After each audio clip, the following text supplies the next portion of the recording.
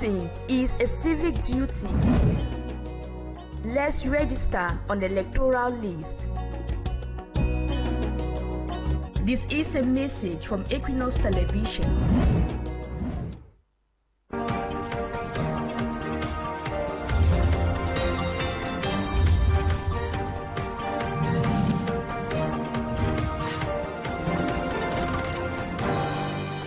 Good afternoon, ladies and gentlemen. We're glad you joined us on this edition of the 12 p.m. bilingual news on Equinoxe Television. We begin straight away in English language with these human interest stories. Cases of women abandoning their children is gradually becoming a norm across the national territory, with several incidents recorded since the start of the year 2025. In Yaoundé, security forces are currently in search of a lady who left her two-month-old baby in the Terre Rouge, that's in the Terre Rouge neighborhood in Damas, in Yaoundé, in the Central region. Details with Smart Jikan Gabriel. An unusual morning for the inhabitants of Terre Rouge, Damas neighborhood in Yaoundé. In a corn farm, the little bag containing few items of a 2.5-month-old baby who was still on the spot where the little child was picked up after crying throughout the night. It was since at about 11 p.m. Sunday that we heard the cry of the child as we were in the sitting room, thinking that the child was with the mother, so we went to bed. All through the night, we heard the child crying until we started asking if the mother was that irresponsible not to take care of her baby. In the little bag of the abandoned child was the hospital booklet, which indicated that the child was born at the district hospital in Efulan, Yaoundé. The child spent all night in the cool air without a shelter. Early this morning, I was sleeping. I heard the noise. I discovered that people were out. I had to go out to check what was the problem. So when I came out, I saw that they were kind that there's a newborn baby wrapped and thrown somewhere. So we went there. As I came to the scene, I found that this is a new baby. So I had to rush to the commissariat. Seeing the situation, the quarter head of Terre Rouge immediately informed security forces of the district police station in Efulan, who came to the scene of the discovery. But now we don't know the whereabouts of the mother. This is how the baby was lying. But what we did, because the baby was crying, we had to wrap the baby because of cold. That's the only thing. I don't have any problem. For now, I don't know anything. After some questions from security forces and answers from inhabitants of Terre Rouge, the baby was taken to the police station before transferred to the hospital for checkup. For now, the forces of law and order have opened investigations, but inhabitants of Terre Rouge say they are not aware of any woman who was pregnant in their neighborhood. In education, the GC 2025 ordinary level and advanced level examinations began today across the national territory. This morning, this year's session of the GC went on hitch-free in Boya in the southwest region of the country, with several students attesting of doing their best despite insecurity. Our reporter Rex Afon is now on standby to tell us what is happening in Boya, precisely at the bilingual grammar school Moliko in the Fako division of the southwest region. Good afternoon, Rex Afon. What is the situation out there? Good afternoon, Essie Lucy Liengu. We are at bilingual grammar school Moliko, where over 2,700 students or candidates of both the GC ordinary level and advanced level are currently taking their exams on the campus. We've spoken to the principal of the school, who assured us that several measures have been taken to ensure that there is calm on campus and that the exams are going on hitch-free. She also told us that over 40 students were absent this morning, and the 40 students are for diverse subjects. They have written already history, paper 1, and chemistry paper 1, also for the science students, advanced level and ordinary level as well. And we have spoken to a few students of both the ordinary level and advanced level who told us that for some it was a little bit tricky For others, it was a little bit easier for them to go through the first paper for the morning. And we are hoping that the atmosphere that reigns here, which is a little bit calm for now, relatively calmer than we have seen for the past years, will continue like that. The principal assured us that measures have been taken in order to ensure that there is maximum security here. Reporting from Bilingual Grammar School Moliko, I am Rex Afon, or Equinoxe Television. Thank you, Rex Afon. We stay in Bilingual Grammar School Moliko, where the session for the science students began with chemistry, and this session, according to some students, seems promising. Let's take a listen to Nana Fabu Ayuk, an OPSI student, in the following excerpt. Today, I wrote chemistry advanced level. Since I'm a science student, I wrote paper 1 chemistry in the morning. Paper 2 begins shortly at around 12 p.m. Well, from what I can say is that paper 1 went well. Everything I studied came, and I was happy about that. I answered my questions as quickly as I could, so I could have more time to revise them over and over again. And for paper 2, I hope it will be the same thing, that whatever I read will come, and by God's grace, I'll pass and make it in flying colors. It's our first time, most of us, writing the advanced level, so I think the atmosphere is mixed with fear and calmness. It hasn't been easy, but God has been seeing us through. This morning, I woke up early and came to school. Luckily, there was no traffic on the way, so I thank God for that. And we wish you all the best as you start the GC advanced level and ordinary level sessions of the 2025 session. Also, the BEPC of the French subsystem of education enters day 2 as the examinations began yesterday across Cameroon in the Adamawa region of the country, precisely in Yaoundé. Candidates with disabilities encountered some challenges on day 1 as the special accommodation promise was not fully granted. Most of the disabled students were forced to write in the same classrooms with non-disabled students, posing a challenge for them. Details with Mala Glory.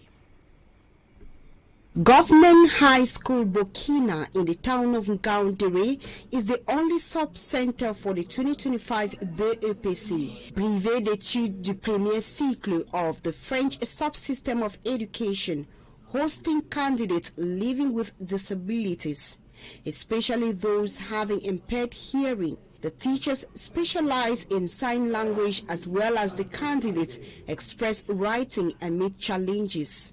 We have been faced with the same problem for 6 years already.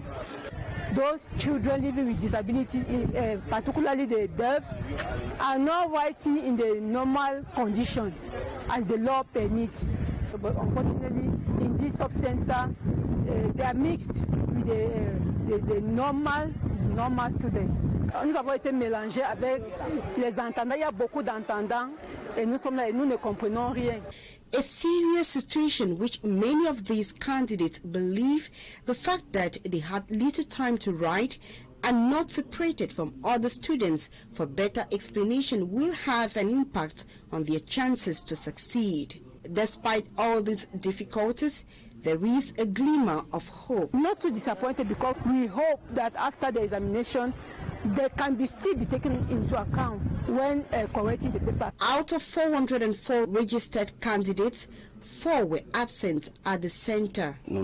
This year, the sub-center is receiving 5 candidates living with disabilities.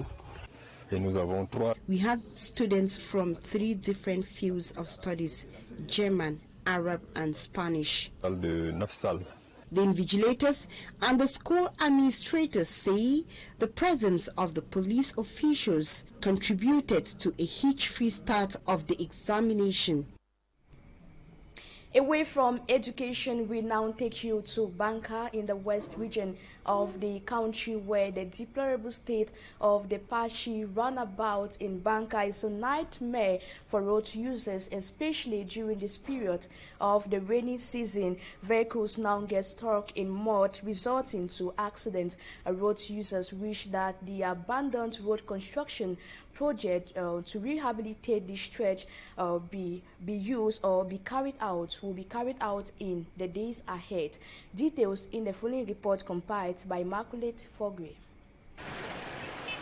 A truck's journey abruptly ends when it flips and gets stuck in mud at the Pachi roundabout in Banka, Upper Cam Division, West region of Cameroon.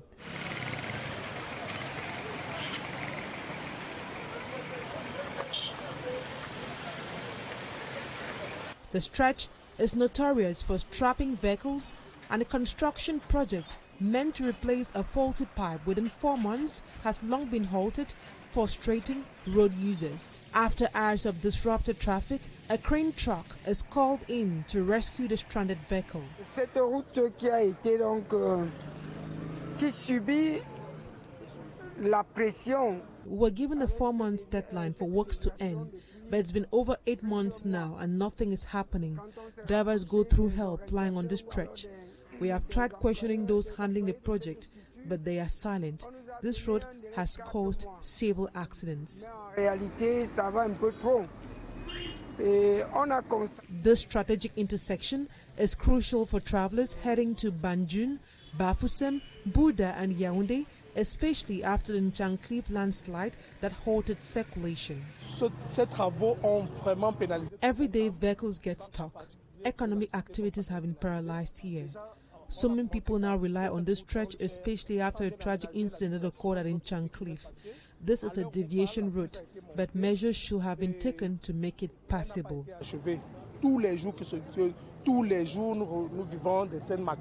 Locals are eagerly awaiting that the construction project begins so as to revive economic activities around the roundabout.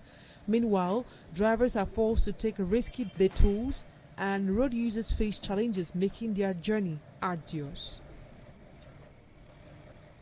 In politics, reactions continue to rise following the mega visit of CRM party leader Professor Maurice Kamto in Paris, France over the weekend. Some politicians from the Cameroon People's Democratic Movement, the CPDM party, have criticized Professor Maurice Kamto and downplaying the meeting's significance that held in Paris, France over the weekend. Some of their reactions were compiled in the following report by Babila Jonathan.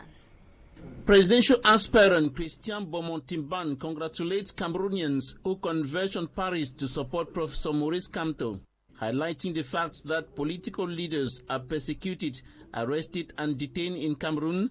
Activist Calix Beala says such gatherings are organized abroad because of the country's shrinking civic space. The Deputy Communications Secretary of the Cameroon People's Democratic Movement, CPDM political party, Labour Minister Gregoire Wona, says the attendance was far below the tens of millions of people announced. According to him, most of those present at Place de la République were football fans waiting for the final of the Champions League. He describes Kamto's promise that if he is elected president, nothing will happen to the family of the head of state as lousy. The minister delegate to the Minister of Justice, Jean de Dieu Momo, qualifies Kamto's promise about the head of state as fallacious. They are both lambasted by Professor Jean Baibek, saying they are afraid of gatherings of the opposition, whereas their party pays young people with bread and sardine to partake in their meetings. That report compiled by Babila Jonathan ends the first part of the news. Fabrice Lumo, la seconde partie, c'est avec vous en langue française. Bon après-midi. Bon après-midi, ici Lucie Liango. Madame, Monsieur, ouvrons cette deuxième partie du journal avec ce miraculé des premières heures du jour. C'est un nourrisson de 2 mois qui a été retrouvé dans un champ de maïs au quartier Damas, dans le 3e arrondissement de la ville de Yaoundé. Ce sont les cris du bébé qui ont alerté les riverains. Pris en charge à l'hôpital des Foulanes, il est désormais hors du danger. Une enquête a été ouverte pour retrouver sa génitrice. Précision dans ce reportage de Kemazou Matilda Osomba et Clarisse Foto. Ce nourrisson de 2 mois revient de loin. Découvert aux premières heures de la journée dans un champ de maïs au quartier Damas de Yaoundé, sa maman se serait débarrassée de lui. L'abandonner ici, avec tous ses effets personnels dans cette valise et son carnet de santé. Je sors maintenant, j'ai dit que je vais mettre ma machine dehors. L'avocat tombe. Je cherche comment il va les prendre. J'entends les cris forts. Je monte, je me pose, je regarde, je vois l'enfant en train de pleurer en balançant les pieds en haut. D'après les témoignages, le petit ange aurait été déposé au milieu de ses cultures dans la nuit et ce sont ces cris et pleurs qui ont alerté le voisinage sur le sort d'un innocent exposé aux intempéries à peine arrivé sur terre. C'est depuis hier, à partir de 23h, que l'enfant s'y pleure.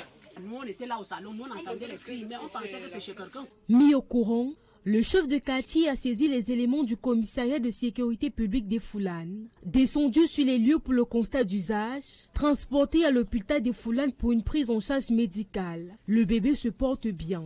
Porté disparu, la mère du nourrisson est introuvable.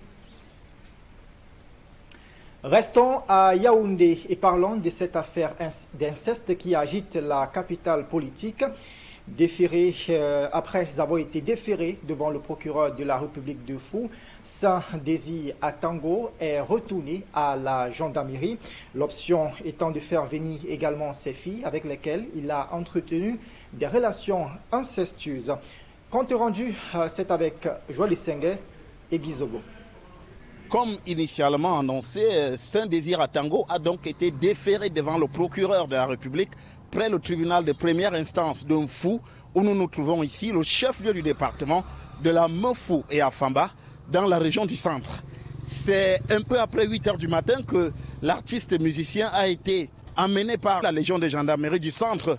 On l'a vu tout de rouge vêtu, également tenant à la main un bidon d'eau et recouvrant son visage pour ne pas être reconnu par les quelques personnes qui se trouvaient déjà ici devant le tribunal. Ce qu'on sait également, c'est que dans la foule, après qu'il a été placé en cellule, Sans Désir Atango a tenté de rencontrer des avocats pour mettre ceci à sa disposition, mais tous les avocats qui sont passés par ici ont décliné cette offre, estimant qu'ils ne pouvaient pas donner de suite à cette demande. C'est plus tard que son avocat venu de Yaoundé est arrivé ici. La décision finale du procureur de la République ici est un soit fait retour. Un soit fait retour qui signifie que Sans Désir Atango va être retourné à la Légion de gendarmerie du centre, puisque conformément à l'article 360 du Code pénal camerounais, qui réprime l'inceste, l'inceste se fait entre ascendants et descendants. Et donc il va donc falloir plus simplement que les filles de Sans Désir Atango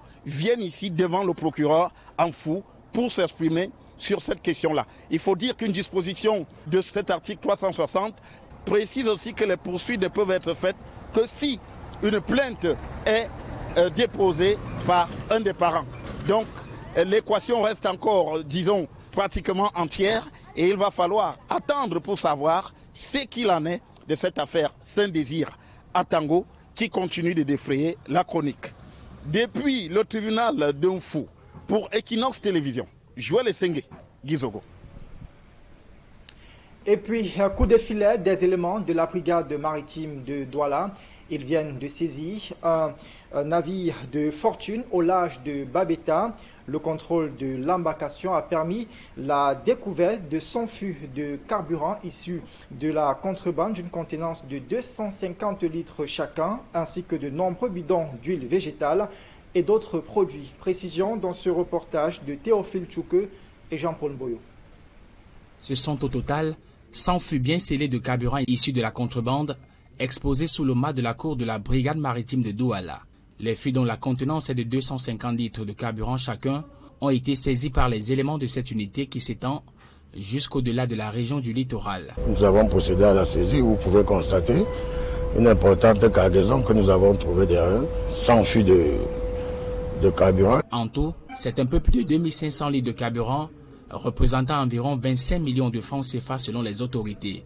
Une opération d'interception rendue possible grâce au réseau d'informateurs des agents de la brigade maritime de Douala qui ont aussitôt procédé à des patrouilles au large de Babeta à Limbé. Nous avons eu un renseignement d'une personne crédible qui nous informe l'arrivée d'un bateau de fortune en provenance du Nigeria voisin contenant plusieurs fûts de carburant. Alors nous nous sommes déportés immédiatement Dans le plan d'eau, nous avons tendu une embuscade à la dite embarcation. Malchance, il y en a pris qu'il est tombé immédiatement sur nous. Les 6 contrebandiers aux commandes de la cargaison, selon les autorités, sont tous de nationalité nigériane. Leurs produits de contrebande, destinés à alimenter le marché noir local, impliqué dans la vente de carburant frélaté, étaient aussi constitués de 50 bidons d'huile végétale, de produits laitiers et autres, ce qui entraîne des déficits énormes sur notre économie. L'importation qui est faite, les taxes sont payées par les différents marketeurs qui sont agréés à l'importation et ce produit qui entre dans le pays de façon comme un produit de contrebande échappe toutes ces taxes payées par les marketeurs qui importent de façon officielle. Selon plusieurs sources, le carburant de contrebande représente un peu plus de 40% de la consommation camerounaise. Et en politique, le meeting du mouvement pour la renaissance du Cameroun tenu à la place de la République de Paris en France le week-end dernier suscite de vives réactions dans les rangs du parti au pouvoir.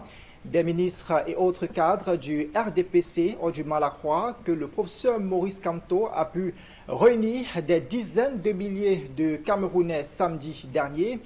Leurs réactions sont à retrouver dans ce reportage que signe Kemazou Machinda Osumba et Gladicidie Bambadjan. Le ministre du Travail et de la Sécurité sociale, Grégoire Oona, par ailleurs cadre du RDPC, critique vivement le meeting du MRC tenu à Paris le week-end dernier. Présenté selon lui comme un grand rassemblement de la diaspora camerounaise, le meeting a été un échec en termes d'affluence. Selon Grégoire Oona, la prestigieuse place de la République n'a pas vu les dizaines de millions de Camerounais annoncés. Même pas 5000. Il tourne aussi en dérision l'annonce de la protection de Paul Biya et sa famille qu'il juge inutile et douteuse. Dénonçant la sortie de Grégoire Oona, le professeur Jean Baïbek écrit « Ils deviennent fous. Quand ce sont eux qui font des meetings pour Biya, c'est normal. Mais pour les autres, ils ont toujours à dire. » Dans la même lancée, le ministre Jean de Dieu Momo critique avec ironie le meeting du MRC, censé rassembler massivement la diaspora camerounaise, mais qui n'a connu, selon lui, qu'une très faible affluence. Contrairement à ces deux ministres de la République, Maître Christian Timban adresse ses félicitations aux Camerounais mobilisés à Paris pour soutenir le professeur Maurice Kamto. Il regrette cependant qu'un tel rassemblement n'aurait probablement pas été autorisé au Cameroun sous prétexte de troubles à l'ordre public. Il plaide enfin pour que les autorités camerounaises reconnaissent que la liberté de manifestation et de réunion est un fondement de la démocratie. Elle favorise, dit-il, le débat citoyen, réduit les tensions politiques et permet à chacun de faire de la politique de manière constructive et apaisée. Calixte Beyala, dans sa sortie, elle, rappelle qu'organiser un meeting en France est souvent une nécessité pour les opposants camerounais, étant donné qu'ils sont reprimés dans leur propre pays. Elle conclut en soulignant que réunir plusieurs milliers de personnes en France en un soir est un exploit, car cela se fait sans moyens institutionnels, ni appui logistique, et surtout, elle appelle à ce que les opposants aient enfin le droit de manifester librement dans leur propre pays et que la jeunesse africaine puisse y vivre dignement sans être poussée à fuir vers l'Europe. Un public reportage dans ce journal, une nouvelle cuvée d'apprenants de la Business Excellence Academy de PK-FOCAM Institute retrouvent leur milieu professionnel. Formés pendant plusieurs mois, ils ont reçu leur diplôme de fin de formation. C'était en présence du recteur de cette institution située au quartier Emana à Yaoundé. Reportage.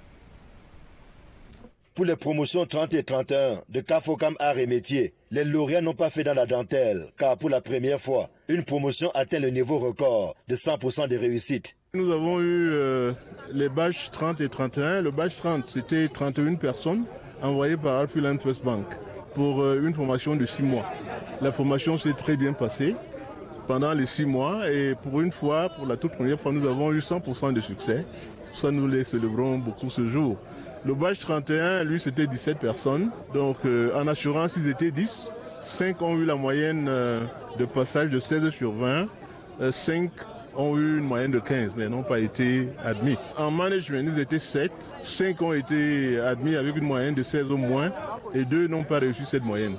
Nous promouvons l'excellence, et parce que nous mettons la barre à un niveau assez élevé, 16. Ça avait une tête bien faite qu'ils prennent congé de leurs encadreurs et du campus de Piquet-Focam Institute of Excellence. En intégrant la Business Excellence académique, on avait une approche récitation comme on le dit souvent, c'est-à-dire on prenait des acquis, on était entraîné à les restituer tels quels.